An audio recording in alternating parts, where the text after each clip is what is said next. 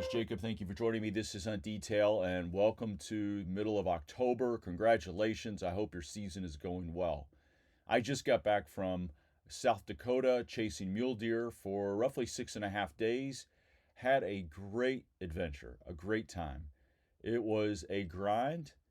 I did not fill that tag. I did find an amazing buck and then a couple other nice bucks that I would have shot.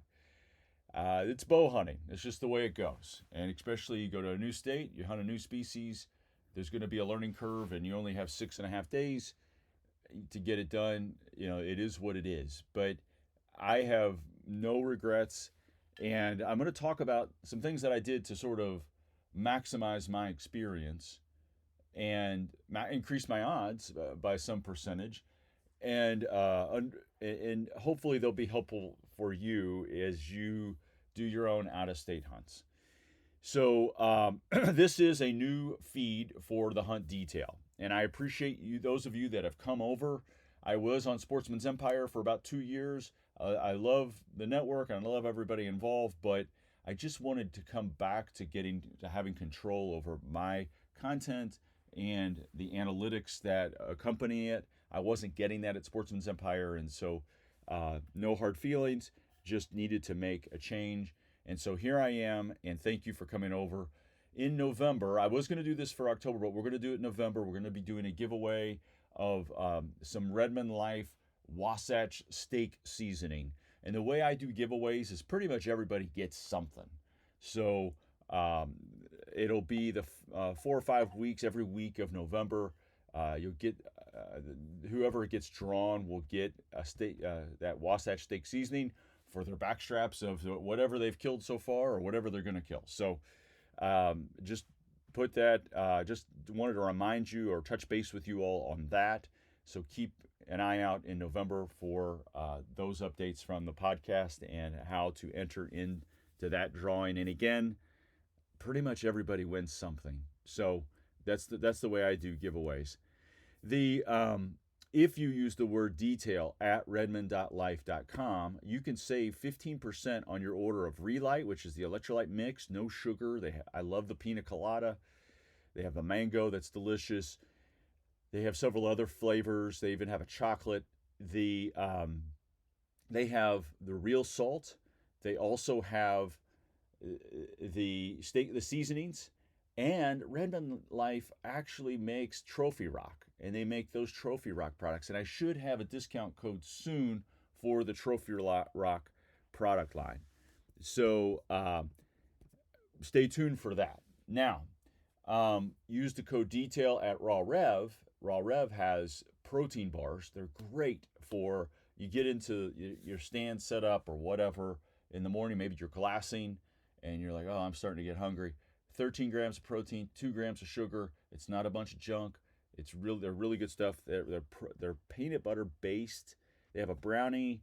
They have the dark chocolate peanut butter, which is my favorite. They have a cookie dough. I think they have another flavor as well. Raw Rev. Use the code DETAIL. Save 20% on your first order. 20%. So let's talk about the hunt. So first of all, these drives. I don't know. I got to figure out a better way. I need to teleport. I need to take a helicopter or an airplane. I don't know. It's just the 20-hour to 24-hour drive thing is a grind. And the way that I do it is I just drive. And then when I get tired, I'll take a 2.5-hour, 3-hour nap at a gas station. And then I wake up and kick myself in the butt and get going again. I don't want to stay at a hotel. I don't want to really stop because I know it's only going to impact the hunt in a negative way. I mean, I only had 6.5 days, so I had to get it done, and I had to get out there. So I made it out there Sunday morning. I left Saturday morning. I got there on a Sunday morning, and I went right into hunt mode. Even though I was tired, I just knew I didn't have a lot of time. And I can say, initially there was some of this negative self-talk that you just have sometimes where you're like, what am I doing out here? I'm out here. I'd wanted a couple other people to go with me. They couldn't make it, so it was a solo trip. This is again public land sort of stuff, and I couldn't find deer initially. I kept seeing whitetail, and then I found a couple mule deer, and that was refreshing because I'm like, okay, I'm not a crazy person. They exist and they're here. I think anytime I go out west, even like when I've hunted elk, I'm like, are they really here? Do I really know that they're here? Did I pick, am I the only moron that doesn't know that they're not in this area of the state or whatever? So I saw three small bucks. I would have shot one of them. And then I saw six does. And this was in the evening. It was pretty much last light, and but it was encouraging. And then on the morning of day two, and pretty much a lot of the mornings and evenings, I was focusing on glassing. I had wanted to get up high. I wanted to sort of find deer and pattern them in a quick fashion. I think I really wanted to balance the aggressiveness versus, which can fall into foolishness. You can be so aggressive that you look like a moron, or and I also wanted to, but also wanted to be patient, but not so patient that I was just burning time and just watching deer. And so there's a lot of that that's taking place. I'm like, okay, is that a stockable animal? Is that okay? I see what they're doing here. So I had found I was glassing a particular area that had two pieces of private, and there's a lot of deer coming on and off, moving on and off these properties, and I couldn't tell if they were does or bucks, but I knew it was a lot of mule deer, or a lot of deer in general. There were, and come to find out, there were a couple whitetail on there. But I got permission on one of the pieces, and I just drove up. The rancher and his wife were leaving. I was pulling up their driveway. I said, "Hi, do you mind if I hunt? I'm here for the next few days." And they were like, "Yeah, sure." And I was like, "Where do you want me to park?" And they're like, "Oh, you'll find trails." They were super nice about it. And I think what you're going to find is, a couple pieces here. A lot of these folks, they love hunting. They approve of hunting. This guy was a hunter himself. There's more deer on his property than he knows what to do with, and he doesn't really hunt anymore. He's just old. And so, I think when you go to these places, don't be afraid to drive up, talk to them. They love seeing people in camo. Like, this is their thing. It's not like what you might experience near a city. And I've had this experience when I hunted pronghorn out in Nebraska almost a decade ago, and it was sort of the same thing. Like, oh yeah, go ahead and shoot them all. That sort of mindset.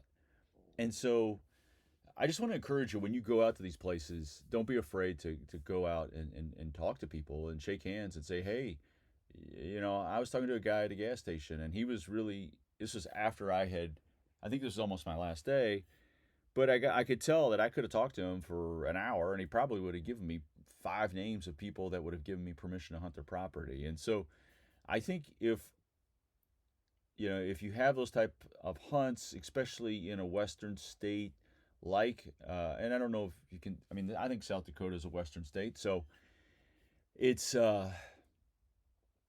there's not a lot of people there's a lot of land, and the people you do meet, they either are hunters or no hunters, and they like hunters. And so I was able to get access to a private piece of several thousands of acres that had a lot of different terrain features. It had a giant creek running through it, which was important, and I'll get to that in a moment.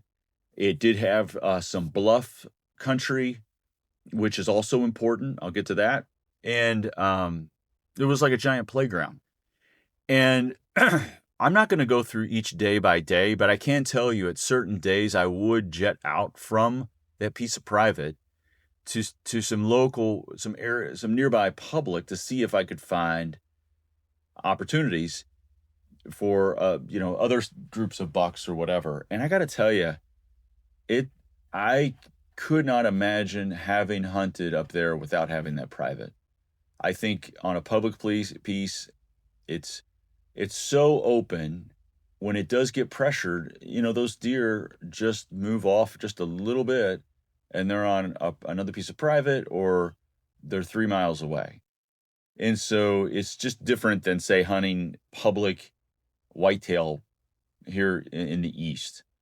And I mean, there's always public pressure, but those deer don't. Certainly if you're up against private, they could leave or whatever. But some public pieces here, it doesn't matter if they get bumped a little bit. You can just move and find another group of deer. But there, it's so flat and so wide open that in some cases you're just looking at grass and some hills and stuff like that.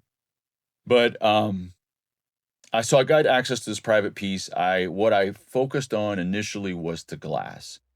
So I glassed that first evening, and that first evening I found a hammer 4x4, big chest, big neck, big shoulders, wide and tall, and in a 3x3 was running with him, and they would come out from this other private piece onto this piece and feed. And they came out really early, and they came out really far.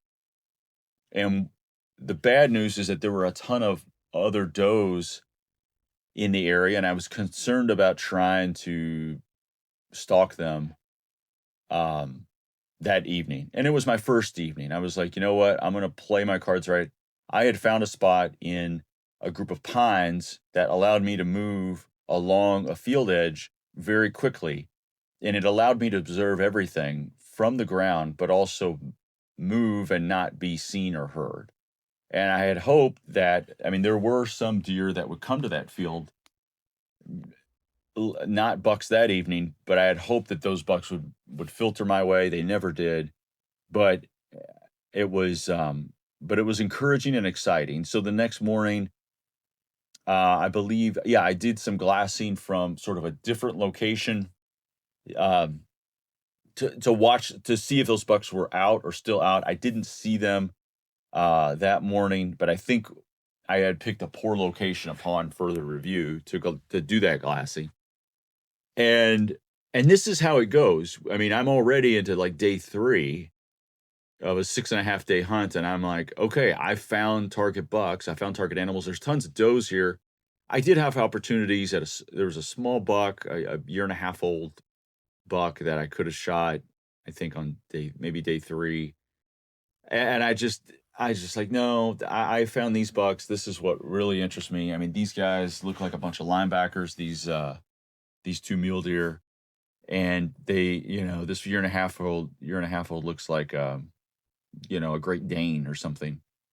And I just, a lot of times I do judge deer by their body types or whatever. I mean, if this 1.5 year old was, 75 pounds heavier or something, I didn't really care about the rack. I just, I could tell he was pretty brand new. So, and I had some other opportunities, didn't, just this on does and that sort of thing. But I really my heart was set on these bucks, or bust. So, that following evening, after finding them, the wind had changed, and it was, instead of coming directly from the south that really favored them, it was coming from the north. So it would be coming into their back, and it was almost non-existent at times. And so I could see them sitting up on this bluff.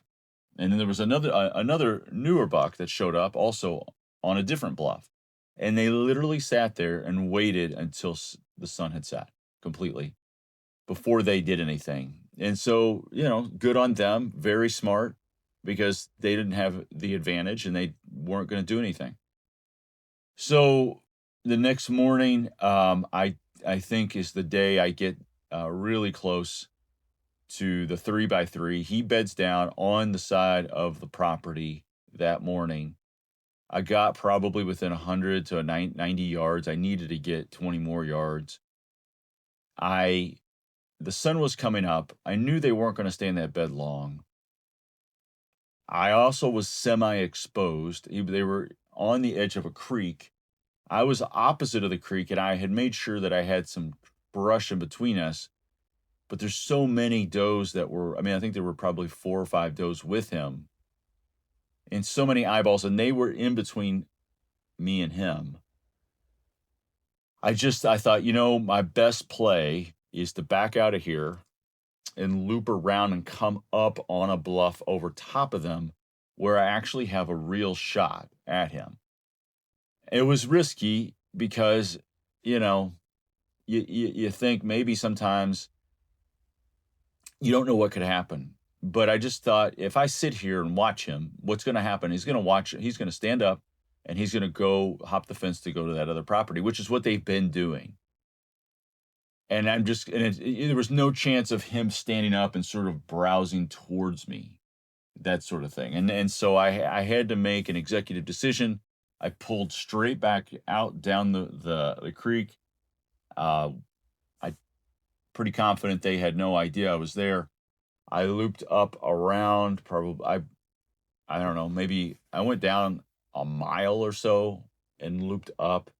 And when I came over the top, they had clearly moved on. Now, I don't know if I somehow spooked them. I don't think so. But, I mean, obviously always a possibility, but I don't think so. And I think I made the right decision there. And I had with me a mule deer decoy, Ultimate Predator. It attaches to the front of your bow.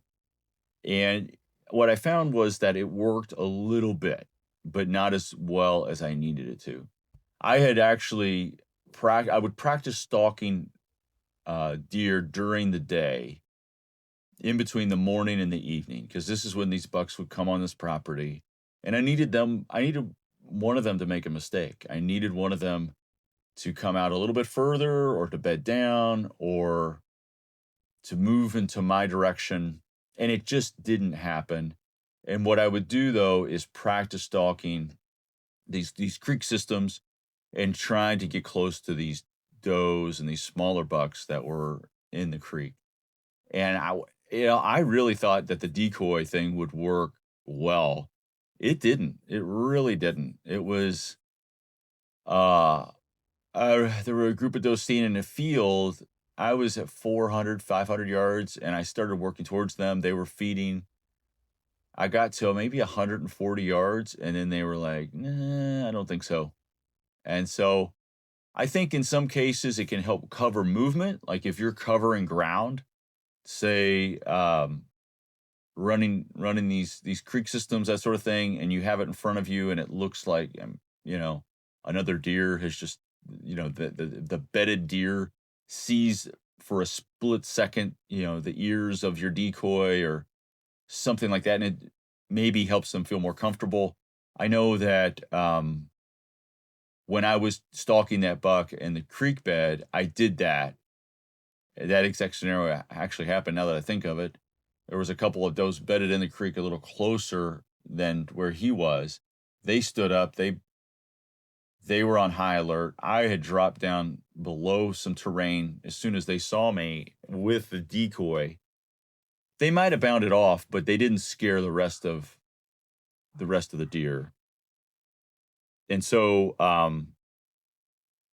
that's really what I'm trying to think of what else has transpired. So there were other interactions, opportunities, but I never really got close to 90 yards to the deer. I mean, it was great to learn about these deer, to really tighten the noose from day 1 to day 6, where I was getting in on these bucks and really identifying their movement and their pattern. I do think a couple things. I think if I had more time, I might have been able to come at it differently, or to be more aggressive, honestly, and just say, screw it. But as soon as you start getting lazy with your approach, I think it just throws the pattern off completely. Or too aggressive or careless. I wish I had a spotter, just as it relates to stalking in general, it's helpful to have someone to sort of communicate. It would have been helpful to have someone communicate with you. I think that would have been a huge difference. I'm going to look at a couple of my notes here. You know, um, I mentioned I was glassing more than hiking. I was using my glass to cover ground. I was trying to balance between aggressive and sort of patience. I think that getting permission on the ranch was the game changer, and then I have scout, scout, scout, scout, scout hunt. I did bring a range of gear for a range of temperatures. I mean, some mornings were in the 30s, and the afternoons would be in the high 70s, and it would be, I'd be in a puffy on a ridge, and the wind was ripping, and I was glassing, and then in the afternoon it would be blazing hot. But yeah, I think the other piece is that time to understanding the terrain and time to understanding the movement of the deer, the patterns of the deer. It all plays into how quickly you can actually get something done. Now, I don't think I'll be going back next year. I think I'm going to go back into the elk hunting space. But if I did go back, I made a huge, I established a really strong relationship with this rancher. I gave them $100 gift card at the last night. I talked to them for a long time. I plan on texting him. I think he has a surgery coming up at the end of October, and so I know for a fact that I could go back there in a future year. There were pronghorn on this property. Again, lots of mule deer. I saw a really good whitetail buck. I had that moment where I had to decide, do I want to shoot this whitetail buck instead? I obviously didn't. It didn't mess with him. I think I would have been disappointed had I shot him, but um, the and I think that's all I have for the hunt. I'm just trying to think of some other lessons that came out of it. I mean, obviously, having good binos is helpful. I bought the Sig Sauer image stabilizations 12 by 42s this year for this exact hunt. They worked great. If you were only hunting plains animal like mule deer, then I would say the 16 by 42s would be the better option. But because I hunt whitetail and then dark timber elk, the 12 by 42 I think is the best fit for me in the thing that I do the most. But they worked really, really well. They really are a game changer in the standpoint of if I had to use those while I was on a stalk and they didn't have image stabilization, it would be very, very frustrating experience. But with image stabilization, you can just quickly pull them up, turn them on, and you're able to see everything you need to see in a very quick, at high detail and very quick fashion. And so, excellent from that gear standpoint. I also had the all-in attachment system. So it's a case, and then you have an eyepiece that goes on. You're not going to be able to keep the eyepiece on. So you have to, when you're not using your phone for digiscoping. What I would do is put the eyepiece on and then use, like, say, the left reticle on the binocular to find whatever it was I wanted to capture. And then I'd have the phone already on the right reticle. And then I'd be like, okay, now it's matched up. I could see it on my phone and I can adjust the focus of it. And then I could quickly capture what I want to capture, the photo or the video. And it's great. I didn't need a tripod. I don't need that extra weight. I did bring a spotting scope. I used it very sparingly because the wind was ripping so bad. It was hard to see with great detail. And now I can see why an image stabilized spotting scope would be really, really helpful, because it would have greater magnification, easier to pick up detail. And in certain situations where I'm like, you don't know if it's a buck or doe with my binos, I just look at my spotting scope and I'm like, oh yeah, that's a buck. So, from a gear standpoint, I didn't really make any other purchases. I had a small North Face pack that I had bought for $50 that I used as a day pack. I bought that probably, I don't know, 5 years ago when we were on vacation down at Hilton Head. There was a North Face outlet, and I just thought, oh, I like this for $50. I know I could use it, or the kids will use it, and I used that. It was great. It's not like a frame pack. I didn't need a frame pack because this wasn't that type of hunt. I also did bring my saddle setup. This is something I failed to mention. I brought my saddle setup, and I was gonna set up in one of those creeks. There was a series of like little draws, not really creeks, but draws that had trees in them that ran north and south, and they would came out near a certain one based on their pattern. And I thought, I'm going to set up in this, and this will keep my feet off the ground. There's so many eyeballs that I'm not going to get picked off by a fawn or whatever. But the trees were so full of limbs, and I mean, every limb had 25 more limbs, and then another 25 limbs off of those limbs. It was so thick that you couldn't possibly get up and have a shot angle, because I thought it would be great. I could get a good clean shot off without worrying about being seen as a foreign object in this area.